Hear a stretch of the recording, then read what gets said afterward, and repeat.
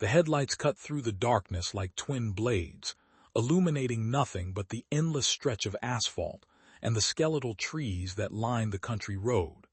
It was the kind of night where silence felt heavy, pressing down on everything it touched. Deputy Marshal Kinney had driven this route 100 times before, maybe more, and each time it looked exactly the same. Flat fields stretching toward invisible horizons. The occasional farmhouse tucked behind a row of poplars. Nothing ever happened out here. Nothing ever changed. But that night, something was different. The truck sat in the middle of the road like a monument to something unexplained. Engine running, driver's door hanging open, headlights still burning into the night. Marshall slowed his patrol car to a crawl, his pulse quickening in a way that felt both familiar and strange. He had been a deputy for nearly 8 years, long enough to know that the ordinary could turn sinister in the span of a heartbeat. Long enough to trust his instincts when they whispered that something was wrong. He radioed dispatch, his voice calm but clipped. "E got an abandoned vehicle on Route 47, just past the Henley Crossroads, engines running." He pulled his car to the side of the road and stepped out into the cold. The air bit at his face, sharp and clean, carrying the faint smell of damp earth and diesel. The truck was a Chevrolet dark blue, maybe 5 years old, nothing fancy, the kind of vehicle a working man might drive. Marshall approached slowly, his hand resting instinctively on the handle of his flashlight. The beam swept across the cab, empty. No blood, no signs of struggle, just an open door and a set of keys still dangling from the ignition. He reached in and turned off the engine. The sudden silence was deafening.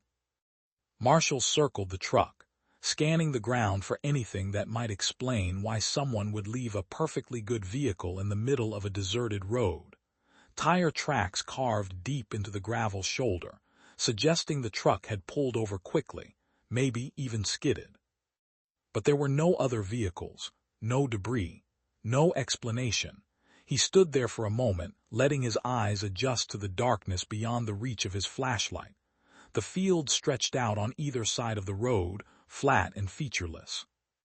To the west, a thin line of brush marked the boundary of an old drainage ditch. To the east, nothing but open farmland. Marshall tried to imagine a scenario that made sense. A mechanical failure, a medical emergency, someone who had simply walked away for reasons known only to themselves. Ashford, a small town about 20 miles north. Population maybe 3,000. The kind of place where everyone knew everyone, and strangers were noticed immediately. Marshall made a mental note to follow up there if the driver didn't turn up soon. By the time the second patrol car arrived, Marshall had searched the immediate area twice. Deputy Lydia Brennan stepped out of her vehicle with the brisk efficiency of someone who had been woken up in the middle of the night and wasn't happy about it. She was younger than Marshall, newer to the job, but sharp. He liked working with her. Maybe. She didn't have an answer for that. Neither did he. They spent the next hour combing the area, their flashlights cutting arcs through the darkness. The road remained empty. No cars passed. The only sound was the wind rustling through the dry grass and the occasional crackle of their radios. It was Lydia who noticed the second set of tire tracks, faint but unmistakable, leading off the road and into the brush to the west. "Marshall," she called. He jogged over, his boots crunching on the gravel. Lydia was crouched near the edge of the drainage ditch, pointing her flashlight at the ground. The tracks were fresh, pressed deep into the soft earth. They led down into the ditch and disappeared into a dense thicket of brambles and saplings. Marshall felt a cold knot tighten in his chest. Minutes later, they were pushing through the brush, the portable spotlight casting harsh white light across the tangle of branches and weeds. The ground sloped downward, muddy and uneven. Marshall could feel the dampness seeping into his boots. And then about 30 yards from the road they saw it, another vehicle, a sedan, dark green, partially hidden beneath a canopy of overgrown branches. The front end was crumpled, the hood buckled inward like a piece of crumpled paper. The windshield was shattered, spiderwebbed with cracks that radiated outward from a single point of impact. Marshall and Lydia exchanged a glance. Without a word, they approached the car. The driver's side door was closed but not locked. Marshall pulled it open slowly, his flashlight beam sweeping across the interior, empty, but not untouched. The steering wheel was bent slightly, as if someone had gripped it too hard. The seat was pushed all the way back. And on the floor of the passenger side, partially hidden beneath a crumpled fast food bag, was a single shoe. A woman's shoe, brown leather, worn but well cared for. Marshall picked it up carefully, turning it over in his hands. He felt the weight of it, the reality of it. Someone had been in this car. He walked over. The earth near the rear bumper was disturbed, scuffed and uneven. And there, pressed into the mud, was a clear handprint, small, delicate, the kind that might belong to a woman. Marshall felt the pieces begin to shift in his mind, forming the outline of a story he didn't yet understand. 2 vehicles. One on the road, one hidden in the brush, a handprint, a shoe, and somewhere out there at least one person missing. He straightened up, his jaw set. Call it in, we need forensics out here, and get someone to track down Garrett Foss. Lydia nodded and moved back toward the road, her radio already in hand. Marshall stayed where he was, staring down at the handprint. He thought about the woman who might have left it, thought about the fear she must have felt in those moments. Thought about the questions that would need answering. The night stretched on, cold and indifferent. But Marshall Kinney knew that the silence wouldn't last. It never did. Secrets had a way of surfacing, of demanding to be heard. And this one, whatever it was, had already begun to speak. The investigation moved quickly after that. By dawn, the area was cordoned off with yellow tape. Forensic technicians picked through the wreckage of the sedan, photographing every detail, cataloging every scrap of evidence. The vehicle was registered to a woman named Iris Caldwell, 32 years old, a schoolteacher from a town called Graymont, about 40 miles south. Her family had reported her missing 2 days earlier when she failed to show up for work and didn't return home. Marshall stood at the edge of the scene, watching the technicians work. He had seen enough to know that this wasn't a simple accident. The placement of the 2 vehicles, the way the sedan had been hidden, the open door of the truck on the road, it all pointed to something deliberate, something planned. But the question remained, where was Iris Caldwell, and who was Garrett Foss? By mid-morning, they had tracked Foss to a small rental property on the outskirts of Ashford. Marshall and Lydia arrived with 2 additional deputies, prepared for the worst. The house was a sagging structure with peeling paint and a yard overgrown with weeds. A dog barked somewhere in the distance. The air smelled like wood smoke and decay. They knocked. No answer. Marshall tried the door, unlocked. They entered slowly, weapons drawn, calling out as they moved through the narrow hallway. The interior was dim and cluttered. Dirty dishes stacked in the sink. Empty beer bottles lined up on the counter. In the back bedroom, they found Garrett Foss. He was sitting on the edge of a stained mattress, head in his hands, rocking slowly back and forth. He looked up when they entered, his eyes red and hollow. He didn't resist when Marshall told him to stand. Didn't speak. Just stared at them with the blank expression of someone who had already given up. At the station, Foss sat in the interrogation room for nearly an hour before he said a word. Marshall and Lydia took turns asking questions, pushing gently at first, then harder. Finally, Foss broke. His voice was hoarse, barely above a whisper. "I didn't mean for it to happen," he said. Foss rubbed his face with both hands. "She came out of nowhere. I was driving home from the bar and she swerved into my lane. I tried to stop, but I hit her." Foss looked up, his eyes glistening. "I don't know." Foss nodded, tears streaming down his face. "I didn't hide it," Foss stammered. Foss broke down completely then, sobbing into his hands. But his tears didn't bring Iris Caldwell back. They didn't undo the hours she had spent alone in the darkness, injured and afraid. They didn't answer the question that haunted Marshall as he walked out of the room. Where was she now? The search began at first light. Within hours of Garrett Foss's confession, teams of volunteers had assembled in the parking lot of the county sheriff's office. Marshall stood on the tailgate of a pickup truck, holding a map of the area, dividing the terrain into sectors. They would start at the crash site and work outward in expanding circles. Someone had to have seen something. Iris Caldwell couldn't have simply vanished. The volunteers were a cross-section of the community, farmers who knew the land, retired veterans with search and rescue experience, teachers from the school where Iris had worked.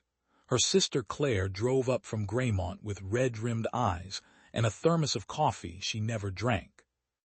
She stood at the edge of the group, watching Marshall outline the plan, her arms wrapped tightly around herself as if holding something fragile together. Marshall caught her eye once, and the look she gave him was one he would never forget. It wasn't anger exactly, though anger was certainly there. It was something deeper, a desperate, pleading hope that somehow he could undo what had already been done, that he could reach back through time and pull her sister out of that cold, dark night and bring her home safe. But Marshall had been doing this long enough to know that hope was a dangerous thing. It could sustain you, yes, but it could also destroy you when it finally collapsed under the weight of reality. They searched for 3 days straight. Helicopters swept low over the fields, their rotors churning the air into a dull roar. Canine units moved through the brush, noses to the ground, handlers calling out commands in sharp, practiced voices. The volunteers walked shoulder to shoulder through waist-high grass, eyes scanning every inch of ground for anything that didn't belong, a piece of clothing, a footprint, anything. They found nothing. On the 4th day, the search was scaled back. The helicopters were called off. The volunteers dwindled to a handful of diehards who refused to give up.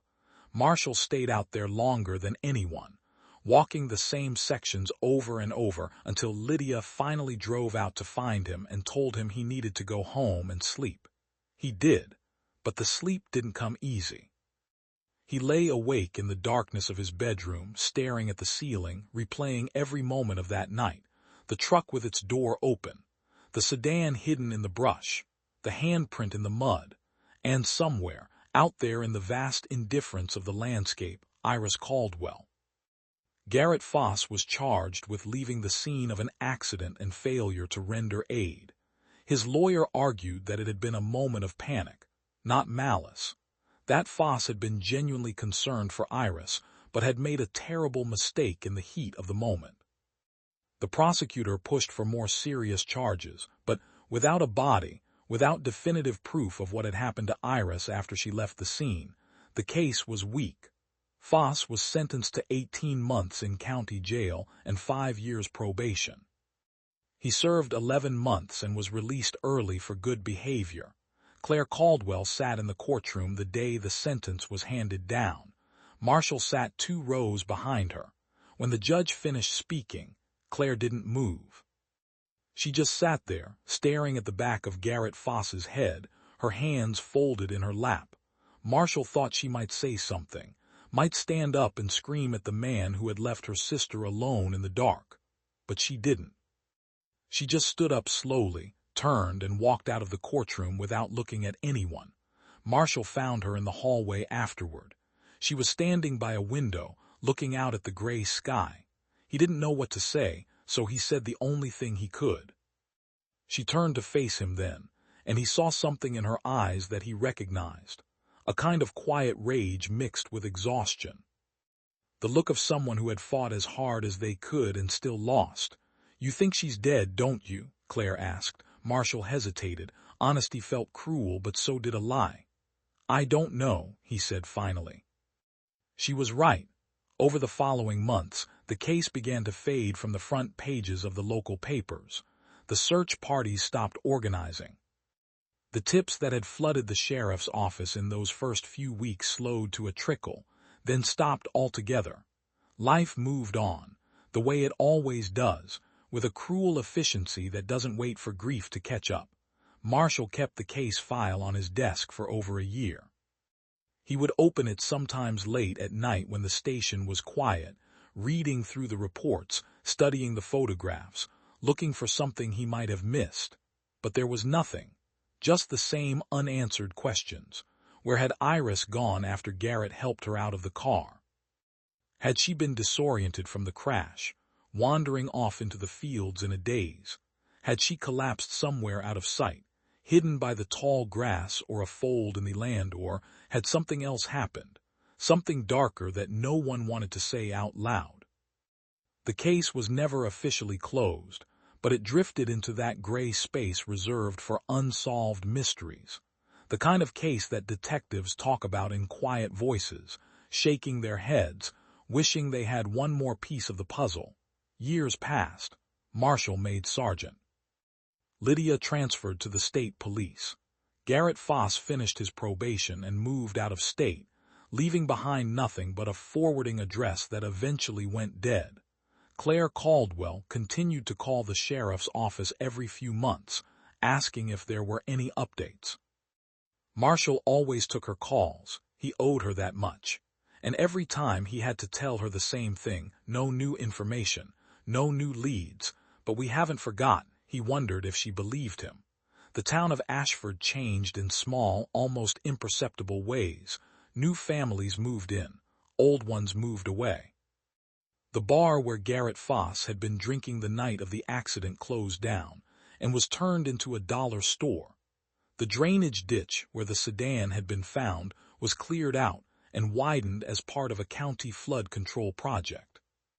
The landscape itself seemed to erase the memory of what had happened there, but Marshall didn't forget. He couldn't. Iris Caldwell's case haunted him in a way that none of the others did. Maybe it was the lack of closure. Maybe it was the look in Claire's eyes. Or maybe it was the simple, maddening fact that someone could disappear so completely and leave behind so little. He thought about her often, wondered what kind of person she had been. He had read her file so many times that he felt like he knew her. 32 years old, elementary school teacher. Unmarried, lived alone in a small house with a garden she tended on weekends. Her students had made cards for her when she went missing. They were in the evidence box, dozens of them, covered in crayon drawings and misspelled messages. "We miss you, Miss Caldwell. Come back soon." Marshall had read every single one, and each one felt like a small knife to the chest. By the time Marshall turned 50, he had moved up to deputy chief. He had seen a lot in those years: accidents and overdoses, domestic disputes and petty thefts. A few violent crimes that made the news, but none of them stayed with him the way Iris Caldwell did. She was the case that got away, the ghost that lingered in the back of his mind. And then, 14 years after Iris disappeared, everything changed. It started with a drought.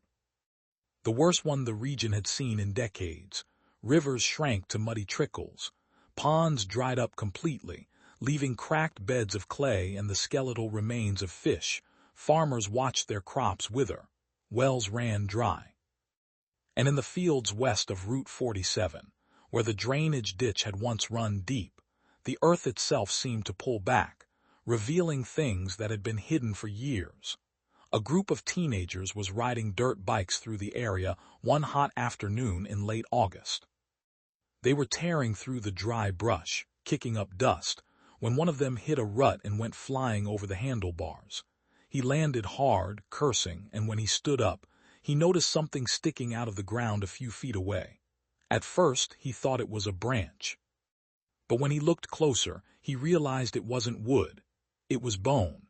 He called out to his friends, and they gathered around, staring at the ground. One of them had the sense to take a photo with his phone before they climbed back on their bikes and rode straight to the sheriff's office. Marshall was in a budget meeting when the call came through. He stepped out into the hallway, listened to the dispatcher's voice, and felt his pulse quicken. He didn't wait for the meeting to finish. He grabbed his keys and drove straight to the site. By the time he arrived, 2 other deputies were already there, standing near the spot the teenagers had marked with a stick, Marshall approached slowly, his boots crunching on the dry earth. He knelt down and brushed away a layer of dust. The bone was small, delicate, human. He called in the forensics team, and within hours, the site was transformed into an active crime scene. Tents were erected. Lights were set up. Technicians moved carefully through the area with brushes and sifters, uncovering more bones piece by piece. It was painstaking work, but by the end of the first day, they had recovered enough to confirm what Marshall already knew in his gut. They had found Iris Caldwell. The news spread quickly. By evening, reporters had gathered at the edge of the police tape, cameras rolling, microphones ready. Marshall stood just out of frame, watching the forensic team work. He thought about calling Claire, but he wanted to wait until they had something definitive. He didn't want to put her through another false hope. The medical examiner worked through the night. By morning, the preliminary identification was made through dental records. It was Iris. There was no doubt. The cause of death was harder to determine. The remains had been in the ground for over a decade, exposed to the elements, scattered by animals. But there were no signs of obvious trauma. No fractures consistent with violence. The examiner's best guess was that Iris had died from injuries sustained in the accident, compounded by exposure. She had likely collapsed not far from the crash site, disoriented and in shock, and had succumbed to her injuries before she could find help. But that didn't explain why she had been so far from the road, why she had ended up in that particular spot.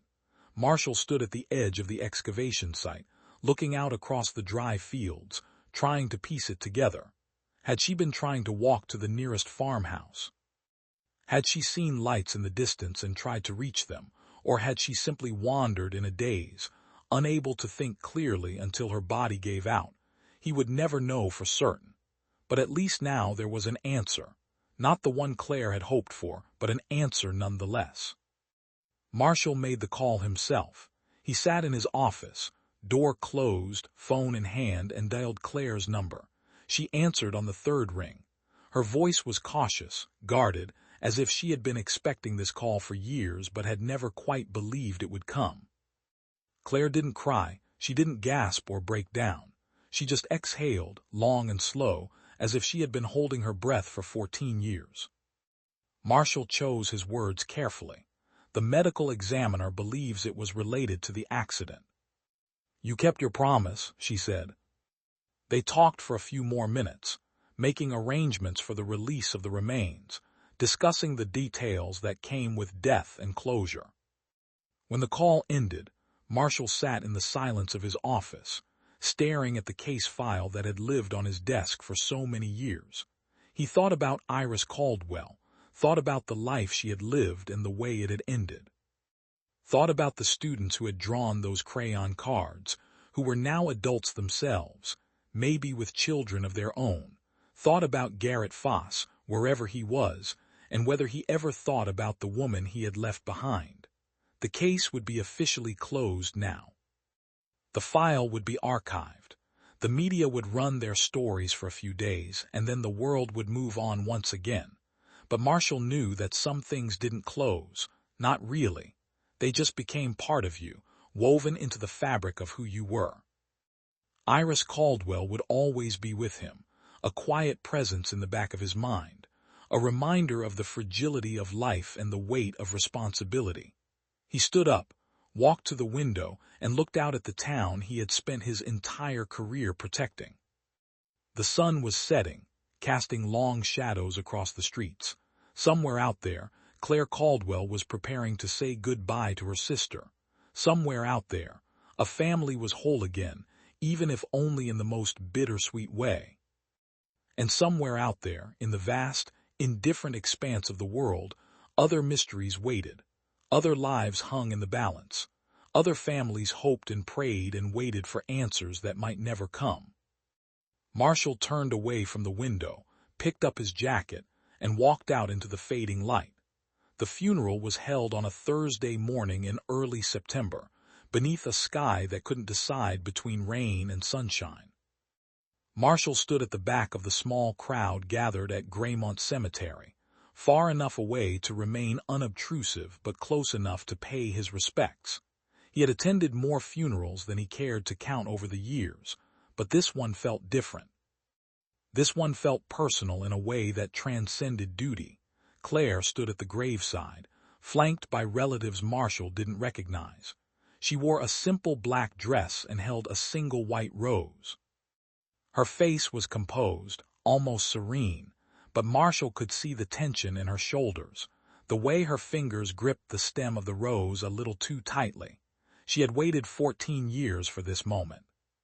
14 years of not knowing, of living in the awful liminal space between hope and despair. Now, finally, she could say goodbye. The service was brief. A minister spoke about loss and redemption, about the peace that comes with closure. A former colleague from the school where Iris had taught shared memories of a woman who had been kind and patient, who had believed in the potential of every child who walked into her classroom. One of those former students, now in her 20s, read a poem she had written. Her voice broke twice, but she pushed through to the end. When it was over, when the last prayers had been spoken and the mourners began to disperse, Claire placed her rose on the casket and stood there for a long moment. Marshall waited. He didn't approach, didn't intrude. He simply stood there, a silent witness to her grief. Finally, Claire turned and walked toward him. Her eyes were dry, but there was a weight in them that Marshall recognized. It was the weight of carrying something heavy for so long that you forgot what it felt like to set it down. She looked past him, toward the road that led out of the cemetery. I keep thinking about all the years I spent wondering, all the nights I couldn't sleep because I didn't know where she was or what had happened to her. Claire smiled faintly. They stood in silence for a moment, watching as the cemetery workers began to fill in the grave. Marshall thought about all the questions that had finally been answered, and the ones that never would be. He thought about Iris, alone in the darkness trying to find her way home. He thought about the randomness of it all, the terrible luck that had placed her on that road at that exact moment. "Do you believe in fate?" Claire asked suddenly. Marshall considered the question. "I don't know. Maybe." Claire turned to look at him fully then, and for the first time, Marshall saw something other than grief in her eyes. There was gratitude there, but also something harder, something like resolve. "I need to ask you something," she said. Marshall had been expecting this question, had been waiting for it for 14 years. He chose his words carefully. "I think he told us what he believed to be true." Claire looked away, her jaw tight. "I used to imagine confronting him. I'd play it out in my head, what I would say, how I would make him understand what he'd done." Claire nodded slowly. She thanked him again, then walked back toward the group of family members waiting by the cars. Marshall watched her go, then turned and made his way back to his own vehicle. As he drove away from the cemetery, he thought about the case one last time. Thought about all the pieces that had finally come together and the ones that remained scattered. The official investigation had concluded that Iris Caldwell's death was a tragic accident compounded by poor judgment. Garrett Foss had been drunk, had panicked, had made a series of terrible decisions that ultimately cost Iris her life. The legal system had done what it could within the constraints of the law. Justice, such as it was, had been served. But Marshall knew that justice was a complicated word. It meant different things to different people. To some, it meant punishment. To others, it meant accountability. And to some, it simply meant knowing the truth. He drove back to the station and went straight to the archives. The case file had been officially closed, but Marshall still had access.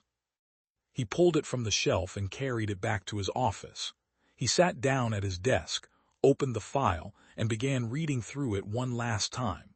There were things that still bothered him, small inconsistencies that didn't quite line up. Garrett Foss had said he helped Iris out of the car, that he told her to wait by the road while he went to get his phone. But the handprint they had found in the mud was at least 30 yards from the road, deep in the brush. If Iris had walked that far on her own, why?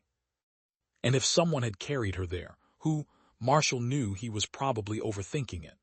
The medical examiner had found no evidence of foul play, no signs that Iris had been moved after death.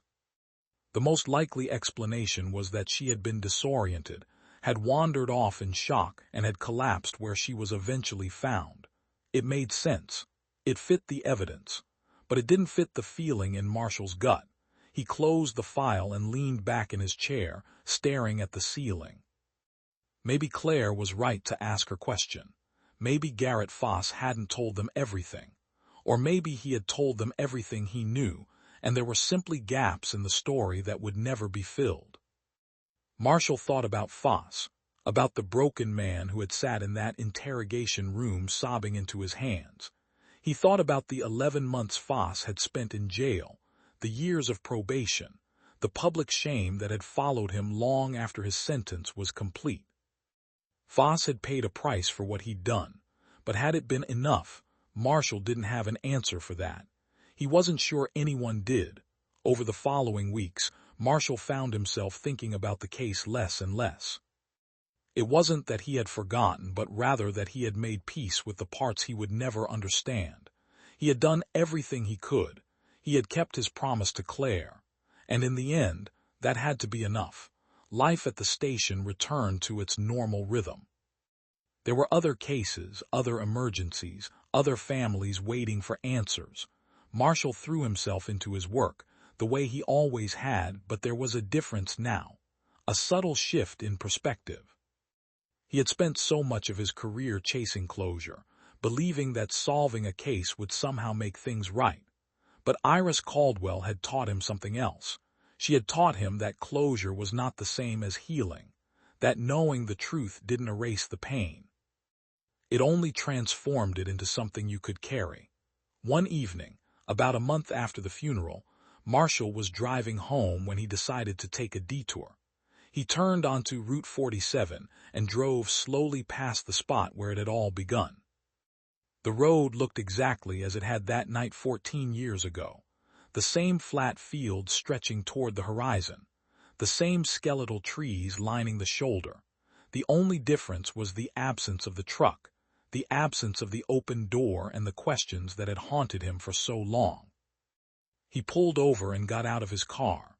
The air was cool, the sky darkening into dusk. Marshall walked to the edge of the drainage ditch, now dry and overgrown with weeds. He stood there for a long time, thinking about Iris, thinking about the life she had lived and the way it had ended. Thinking about the students who had loved her, the sister who had mourned her, the community that had searched for her. And he thought about himself, about the choices he had made, the promises he had kept, the weight he had carried. He had spent his entire career trying to protect people, trying to make sense of the chaos, trying to bring order to a world that resisted it at every turn. He had succeeded sometimes and failed others, but he had never stopped trying, and maybe that was enough. Marshall took a deep breath, then turned and walked back to his car. As he drove away, he glanced in the rearview mirror one last time at the empty road behind him. The past was still there, always would be, but it no longer held him the way it once had. He drove home as the last light faded from the sky, thinking about tomorrow and the work that waited for him, thinking about the people who would need his help, the families who would turn to him in their darkest moments. Thinking about the responsibility he had chosen to carry and the promise he had made to himself long ago to never turn away from it.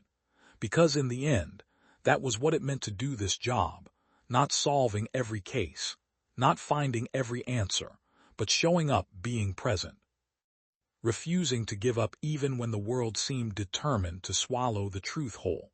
Marshall thought about Claire, and the strength it had taken for her to survive 14 years of not knowing. He thought about the grace she had shown in the face of unimaginable loss. And he thought about Iris, who had deserved so much more than the hand she'd been dealt. The world wasn't fair. Marshall had learned that lesson a long time ago, but fairness wasn't the point.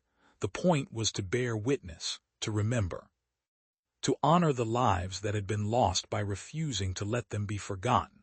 Weeks turned into months, and the memory of Iris Caldwell began to fade from the public consciousness the way all such stories do.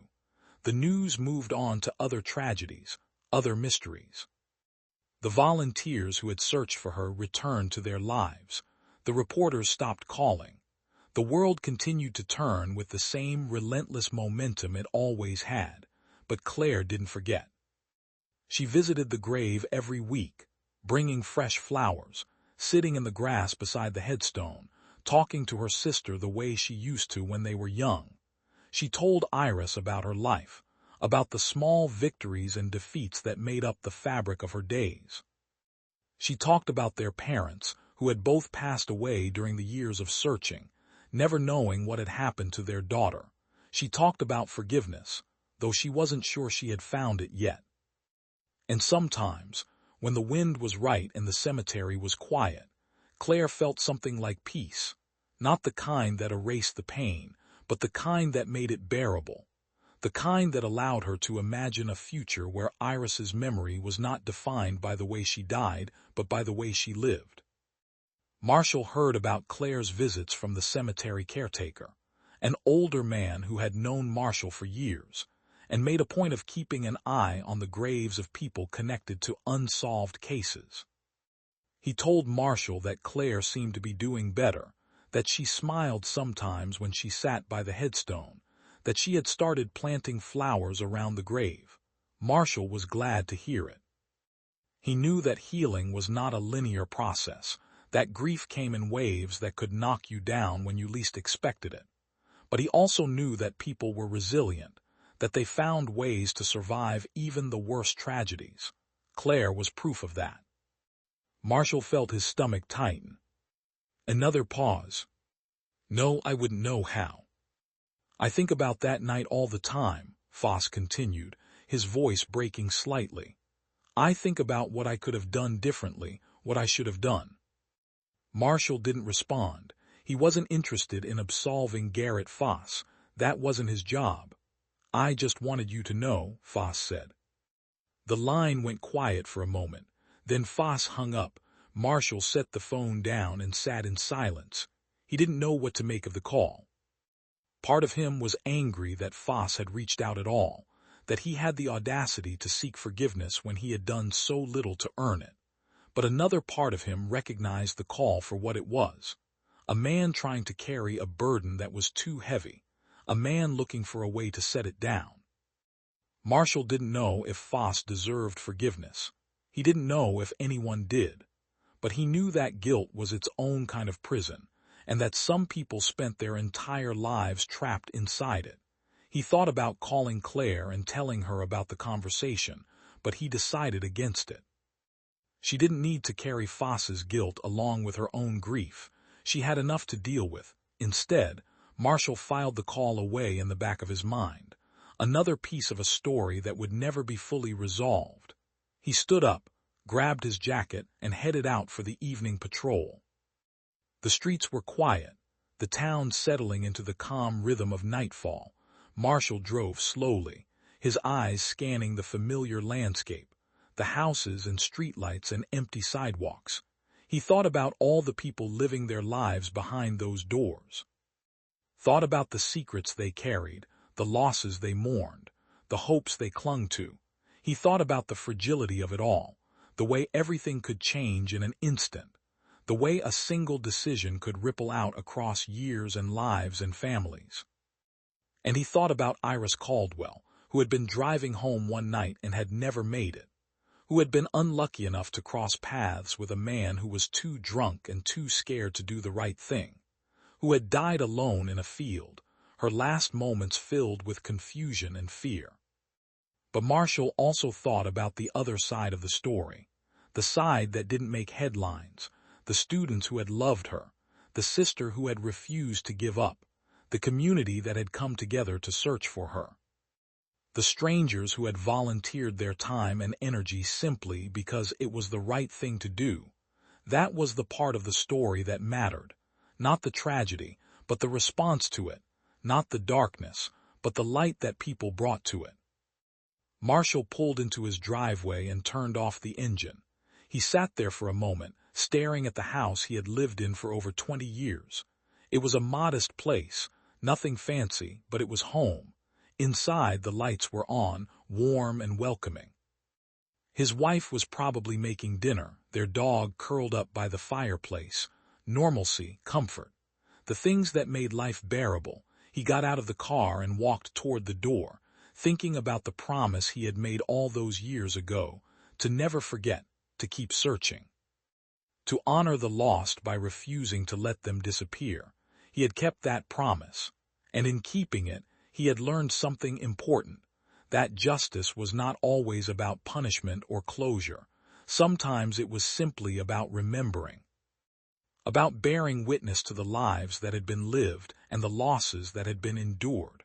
About standing in the gap between what was and what should have been, and refusing to let the world forget. Marshall opened the door and stepped inside, into the warmth and light of home.